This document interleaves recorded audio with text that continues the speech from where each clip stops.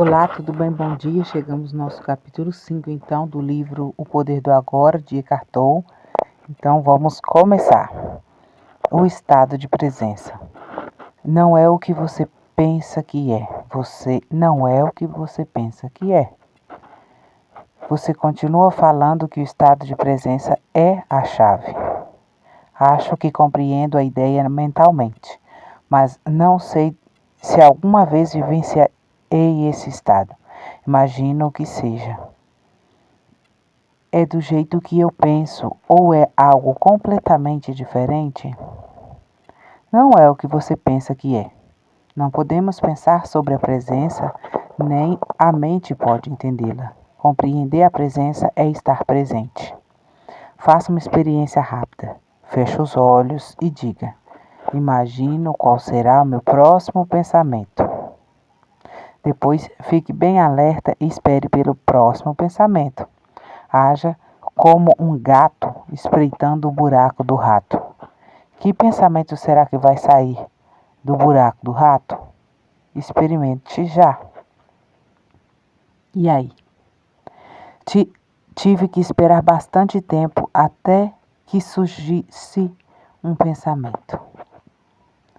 Exatamente. Enquanto estamos no estado de presença intensa, estamos livres do pensamento. Estamos quietos, embora bem alerta.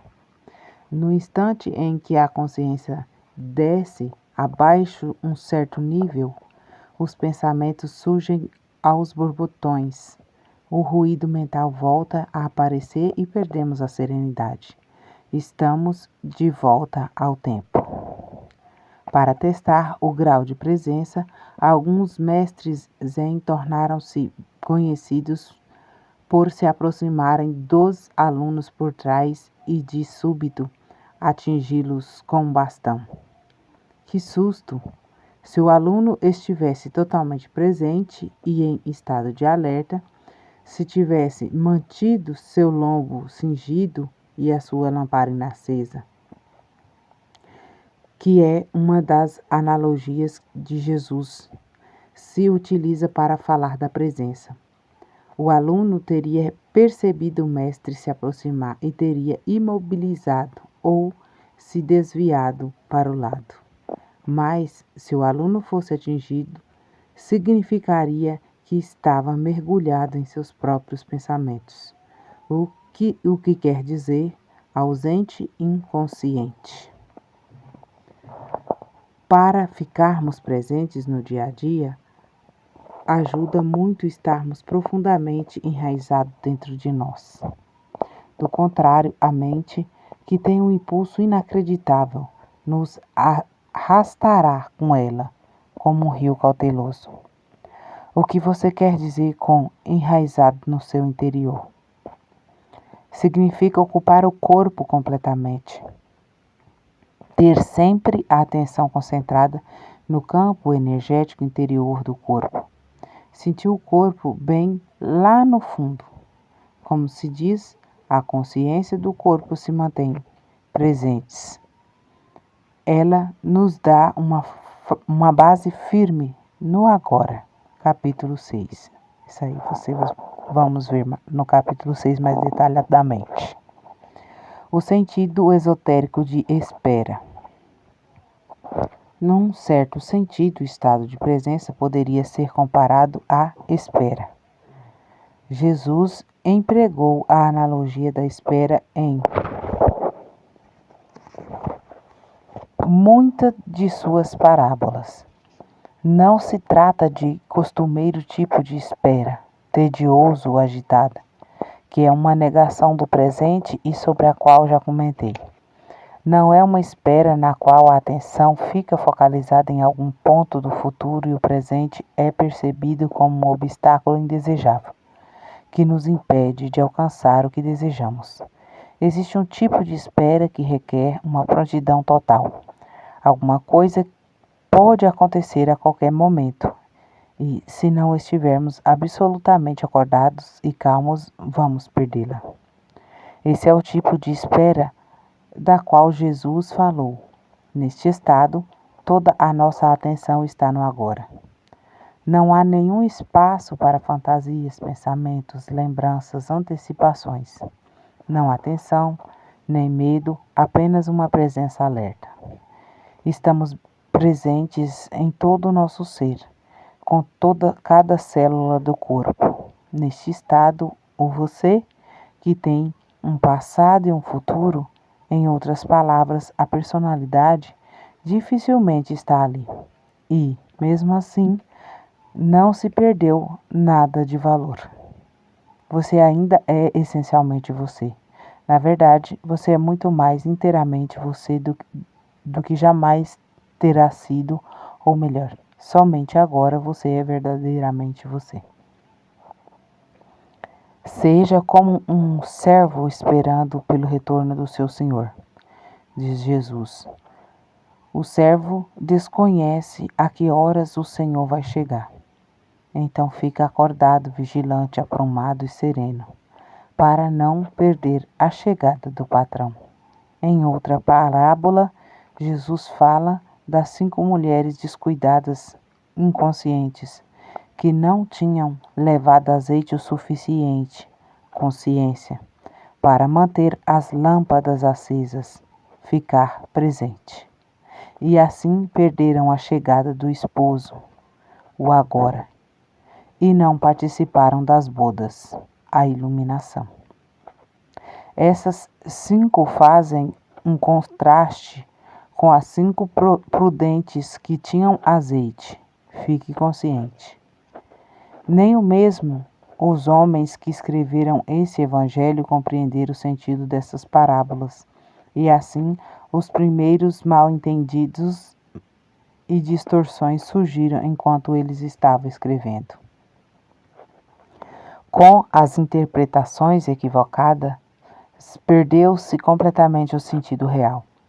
Essas parábolas não são sobre o fim do mundo, mas sobre o fim do tempo psicológico. Essas apontam para uma transcendência da mente e para a possibilidade de viver num estado inteiramente novo de consciência. A beleza nasce da serenidade e da sua presença.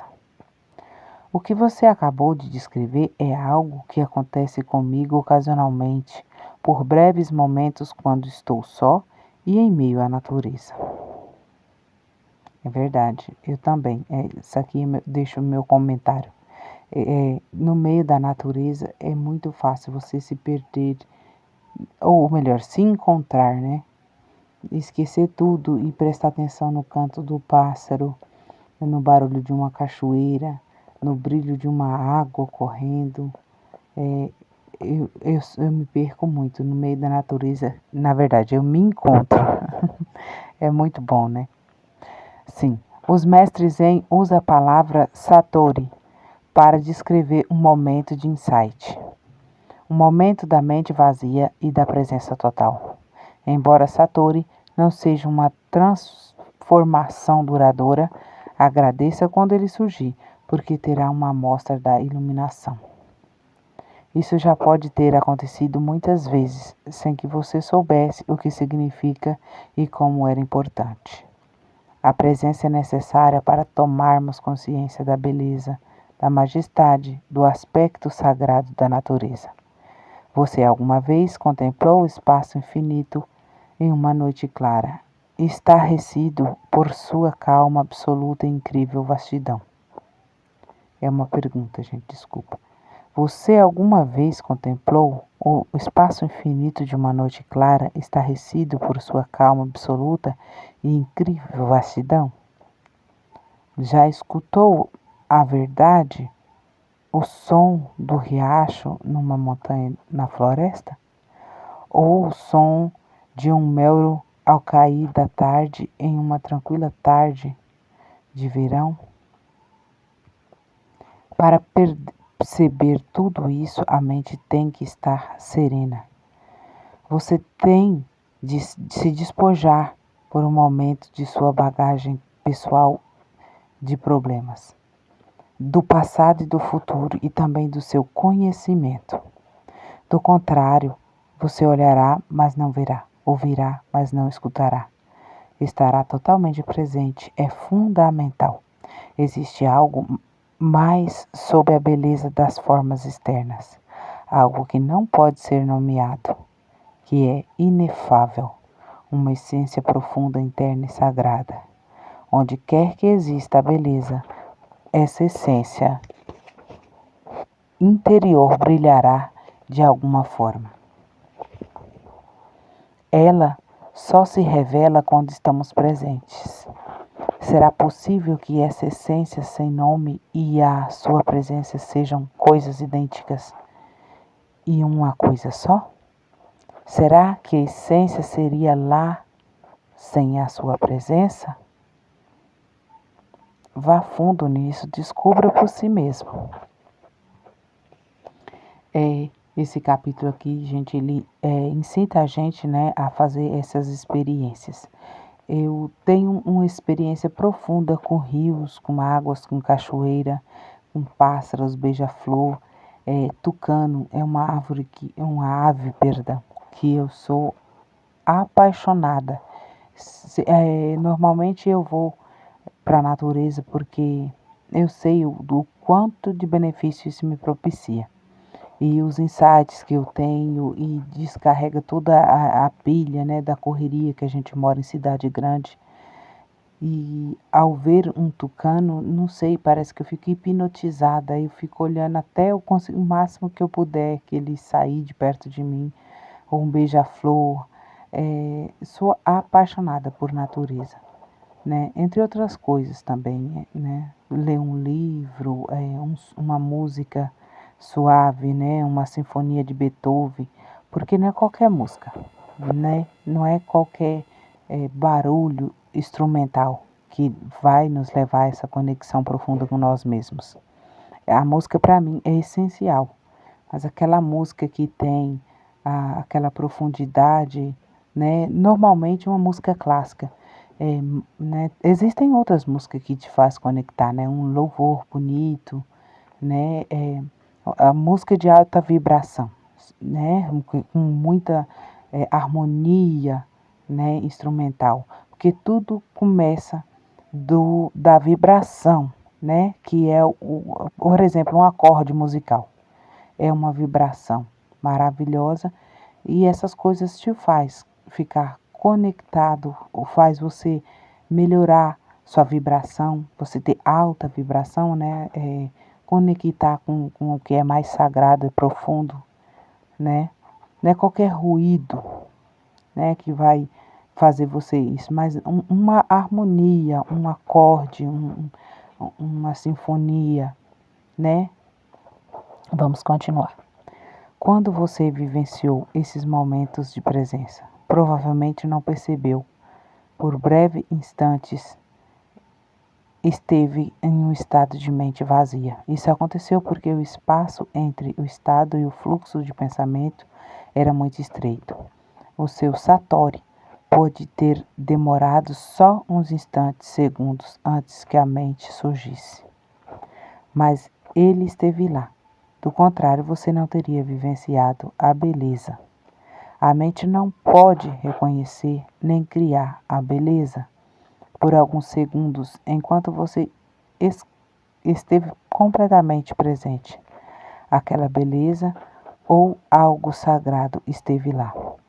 O pequeno espaço, a sua falta de vigilância e a falha no estado de alerta impediram que você visse a diferença fundamental entre a percepção e a consciência da beleza sem pensamento.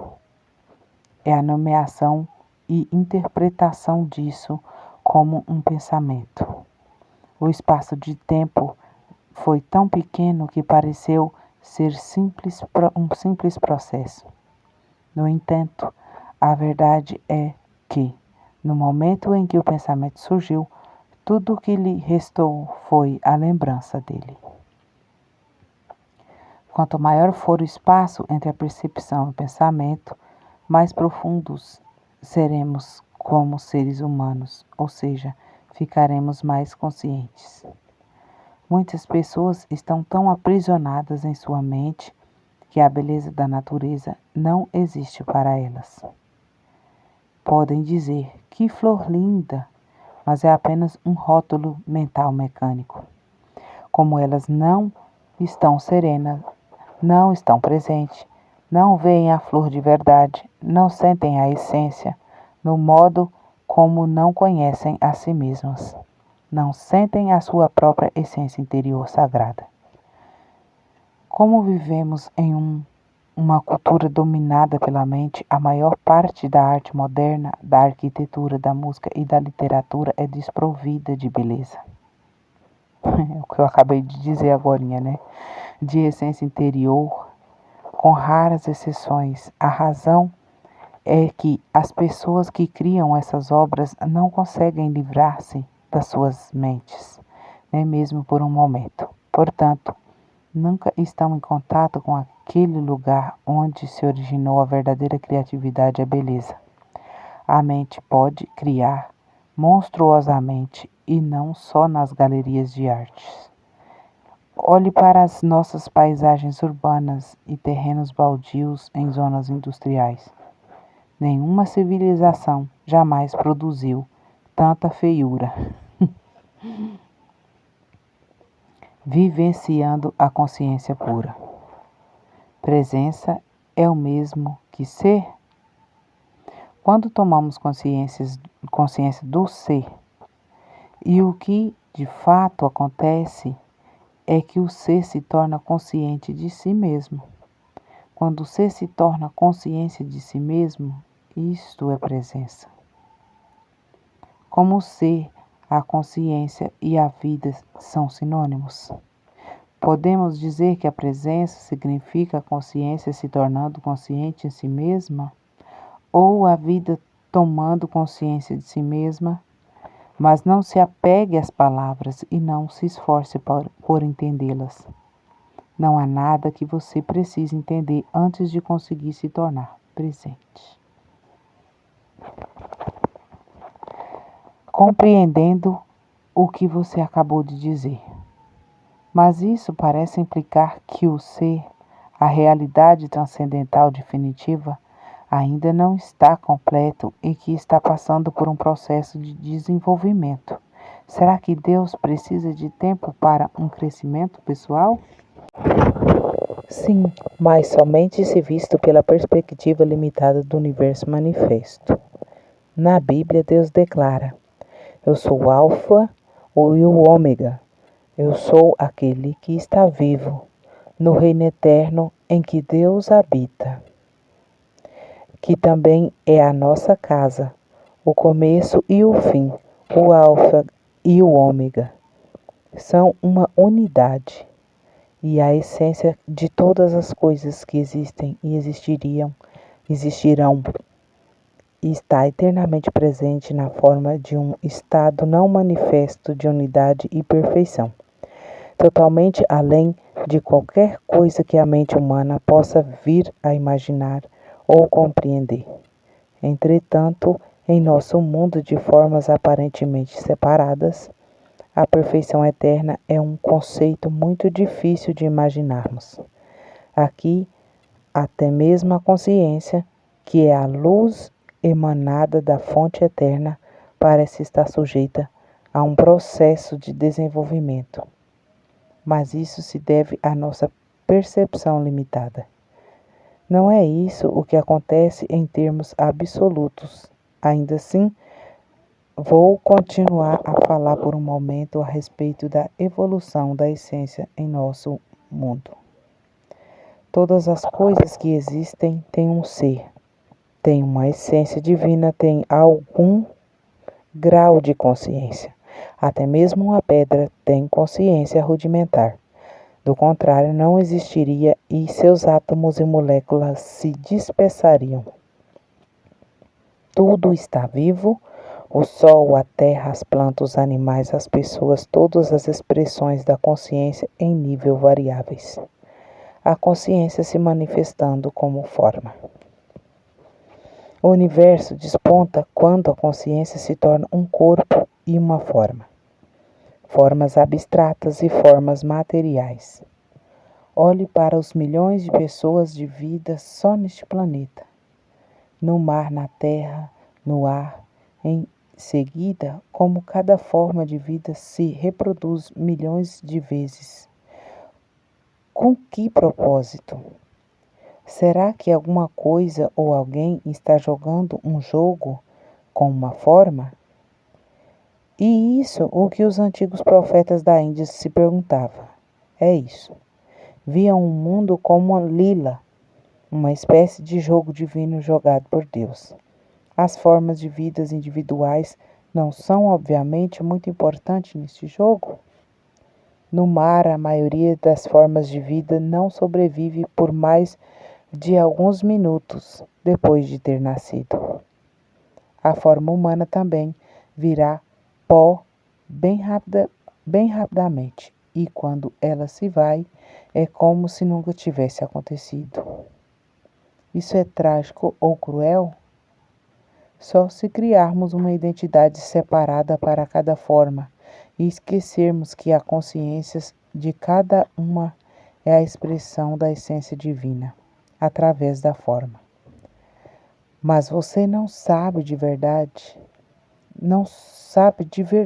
essas coisas até que vivencia a sua própria essência divina, como pura consciência.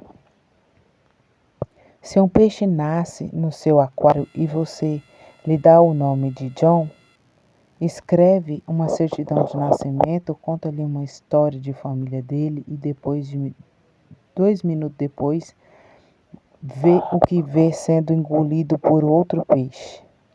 Isso é trágico, mas só é trágico porque você projetou um eu interior separado, onde não havia nenhum. Você se apoderou de uma fração de um processo dinâmico, uma dança molecular, e fez dela uma entidade separada. A consciência assume formas tão complexas para se disfarçar que acaba se perdendo completamente nelas. Nos dias atuais, a consciência está totalmente identificada com o seu disfarce. Só se conhece uma forma e assim vive com medo da destruição da sua forma física ou psicológica. Esta é uma mente egóica e aqui que surge uma grave disfunção. Agora parece que alguma coisa deu errado, ou algum ponto ao longo da linha da evolução. Mas mesmo isso é parte da lila, do jogo divino. Por fim, a pressão do sofrimento criado por uma aparente disfunção obriga a consciência a desidentificar da forma e faz despertar do sonho da forma. Ela redobra sua autopercepção, mas no nível muito mais profundo do que quando a perdeu. Esse processo é complicado. Por Jesus na parábola do filho pródigo, e que deixa a casa paterna, esbanja a sua fortuna, vira um mendigo, e então é forçado por suas provações a voltar para casa. Ao chegar, seu pai o ama mais do que antes. O estado do filho é o mesmo que anteriormente, ainda que não o mesmo. Tem agora uma dimensão adicional de profundidade. A parábola descreve uma trajetória a partir de uma perfeição inconsciente. Passa por uma aparente imperfeição e demonismo, até chegar a uma perfeição consciente. Você consegue perceber agora a profundidade e a grandeza de se tornar presente como o observador da mente? Sempre que observamos a mente, livramos a consciência das formas da mente, criando aquilo que chamamos o observador ou a testemunha. Consequentemente, o observador, que é a pura consciência além da forma, se torna mais forte. As formações mentais se tornam mais fracas. Quando falamos sobre observar a mente, estamos personalizando um fato de verdadeiro significado cósmico, porque através de você, a consciência está despertando do sonho de identificação com a forma e se retirando da forma. Isso é o prenúncio. e também parte de um acontecimento que provavelmente ainda está num futuro distante, no que diz respeito ao tempo cronológico. Este acontecimento é conhecido como o fim do mundo.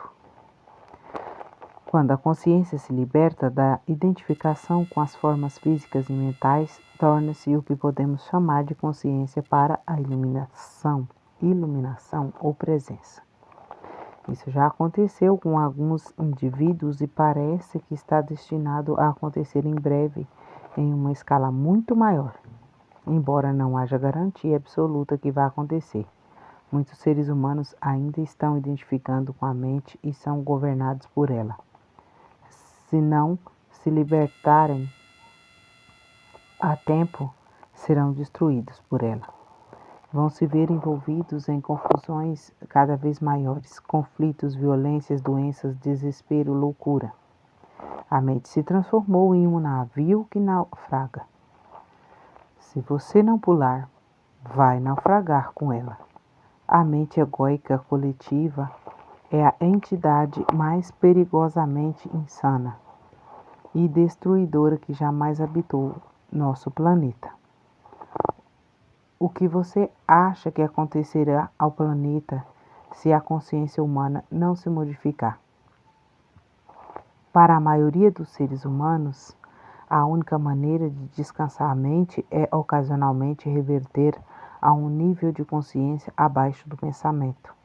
As pessoas fazem isso todas as noites durante o sono, mas, até certo ponto, isso também acontece através do sexo, da bebida e de outras drogas que suprimem a atividade excessiva da mente.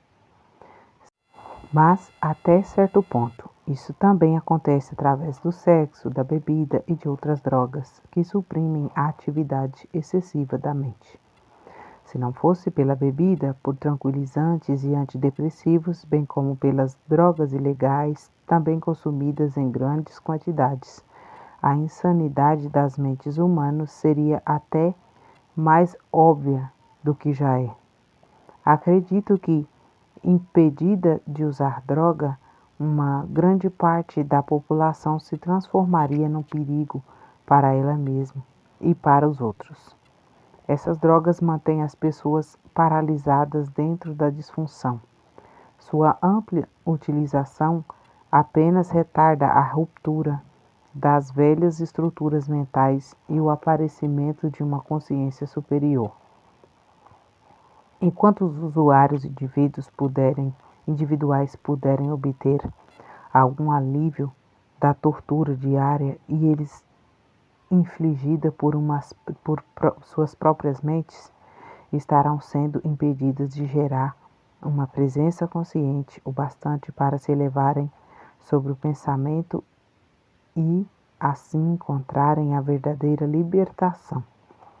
Retornar a um nível de consciência abaixo da mente, que é o nível pré-pensamento dos nossos ancestrais, distantes e também dos animais e das plantas, não é uma opção válida para nós.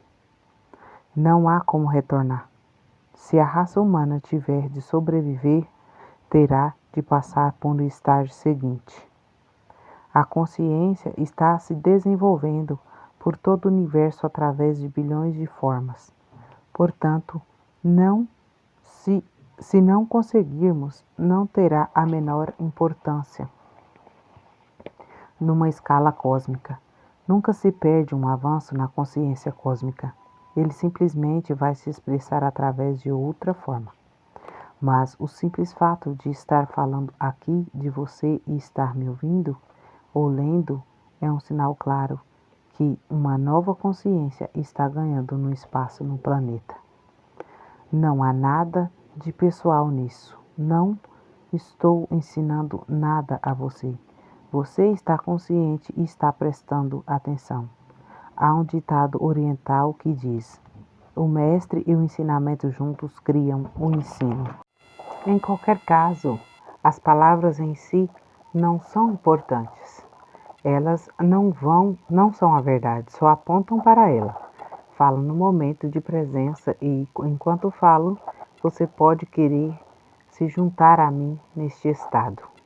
Embora cada palavra que eu empregue tenha uma história e, é claro, venha do passado, assim como todas as línguas, as palavras deste momento são condutoras de uma alta frequência de energia de presença, bem diferente do significado que elas transmitem como simples palavras. O silêncio é um condutor até mais potente da presença. Portanto, quando você lê estas palavras ou me ouvem dizê-las, perceba o silêncio entre e sobre as palavras. Perceba os espaços. Ouvir o silêncio onde quer que você esteja é um caminho fácil e direto de se tornar-se presente. Mesmo quando há barulho, há sempre um pouco de silêncio sob e entre os sons. Ouvir o silêncio cria imediatamente uma serenidade dentro de nós. Só a serenidade dentro de nós percebe o silêncio lá fora. E o que é serenidade, senão a presença? A consciência livre de formas de pensamento. Eis aqui a realização exata do que venho falando. Cristo, a realidade da sua divina presença. Não se apegue a uma única palavra. Você pode substituir Cristo por presença. Se achar muito significativo, Cristo é a essência de Deus dentro de nós, ou nosso eu interior, como às vezes é chamado no Oriente. A única diferença entre Cristo e a presença é que Cristo remete à nossa essência divina sem se importar se estamos ou não conscientes dela, ao passo que a presença significa a nossa divindade vigilante ou a essência de Deus. Se admitirmos que não há passado nem futuro em Cristo, podemos esclarecer muitos mal-entendidos e falsas crenças sobre ele. Dizer que Cristo foi ou será é uma contradição. Jesus foi um homem que viveu há 2000 anos e exerceu a sua divina presença, a sua verdadeira natureza. Suas palavras foram: antes que Adão existisse, eu sou. Ele não disse: eu já existia antes de Adão ter nascido. Isso significa que ele ainda estaria dentro da dimensão do tempo e da identidade da forma. As palavras eu sou, utilizadas em uma frase que começa no tempo passado, indicam uma mudança radical, uma descontinuidade da dimensão atemporal. É uma afirmação ao estilo Zen, de grande profundidade. Jesus tentou transmitir diretamente e não através de divagações o significado da presença de autorrealização. Ele foi além da dimensão da consciência governada pelo tempo e penetrou no domínio da eternidade. Foi assim que a dimensão de eternidade surgiu desse mundo. A eternidade não significa tempo sem fim, mas sim tempo nenhum. Assim, o homem Jesus se tornou o Cristo, um versículo de pura consciência. E qual é a própria definição de Deus na Bíblia? Será que Deus disse: eu fui e sempre serei? Claro que não. Isso teria conferido realidade ao passado e ao futuro.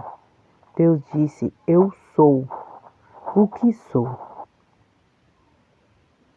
Gente, eu me arrepio ao dizer esta frase, porque é maravilhoso a dimensão dessa frase. Perceba, eu sou o que sou.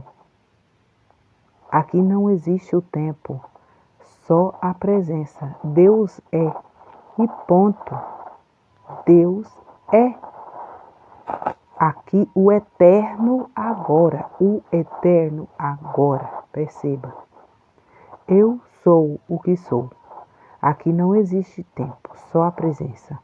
A segunda vinda do Cristo é uma transformação da consciência humana, uma mudança do tempo para a presença, do pensamento para a consciência pura, e não a chegada de algum homem ou alguma mulher.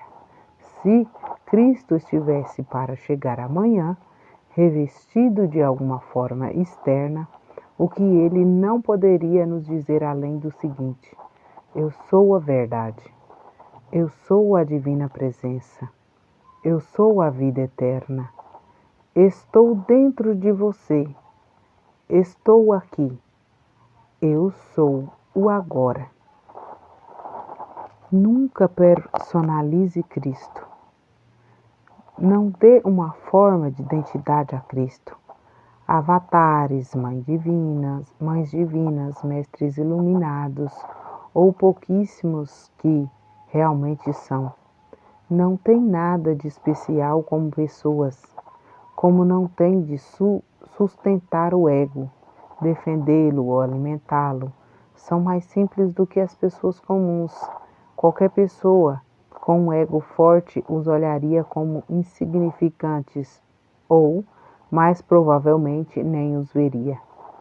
Se você for atraído para um professor iluminado, é porque já existe presença bastante em você para reconhecer a presença no outro. Se você for atraído para um professor iluminado, é porque existe presença bastante em você para reconhecer a presença no outro. Houve muitas pessoas que não reconhecem Jesus ou Buda, assim como há. E sempre haverá pessoas que pessoas que são levadas a falsos professores. Egos são atraídos por grandes egos. A escuridão não consegue reconhecer a luz. Portanto, não acredite que a luz está fora de você ou que ela só pode vir através de uma forma específica. Se só o seu mestre for a encarnação de Deus, quem é você então? Qualquer espécie de exclusividade, uma identificação com a forma ou a identificação com a forma significa o ego. Não importa o quanto ele esteja bem disfarçado. Utilize a presença do mestre para ver um reflexo da sua própria identidade por trás do nome e da forma, para se tornar mais intensamente presente. Em pouco tempo você verá que não existe nenhum meu ou seu na presença. A presença é única. O trabalho em grupo também pode ser de grande utilidade para intensificar a luz da nossa própria presença. Um grupo de pessoas atingindo juntos um estado de presença gera um campo de energia de grande intensidade. Isso não só aumenta o estado de presença de cada membro do grupo, mas também ajuda a libertar a consciência coletiva humana do estado normal de dominação da mente. Essa prática vai tornar o estado de presença cada vez mais acessível às pessoas. Entretanto, a menos que um membro do grupo já esteja firmemente estabelecido na presença e consiga sustentar a frequência de energia deste estado, a mente pode facilmente voltar a dominar e sabotar os esforços do grupo. Embora o trabalho em grupo seja valioso, ele não é o bastante e você não deve depender dele, nem de um professor ou de um mestre exceto durante o período de transição, quando você está aprendendo o significado e a prática da presença. Bem, gente, aqui acaba o capítulo 5, né? E perceba a profundidade, né?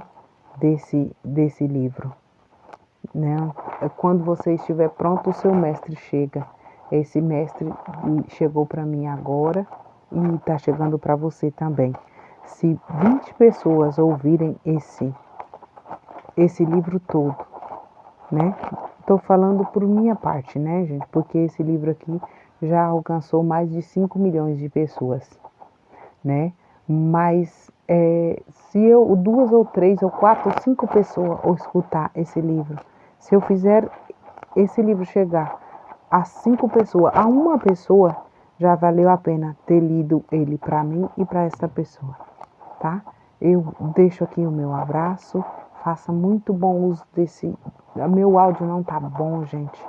Eu tenho bebê, tem barulhos, mas eu preciso fazer esse trabalho por mim e por qualquer pessoa que escute essas verdades.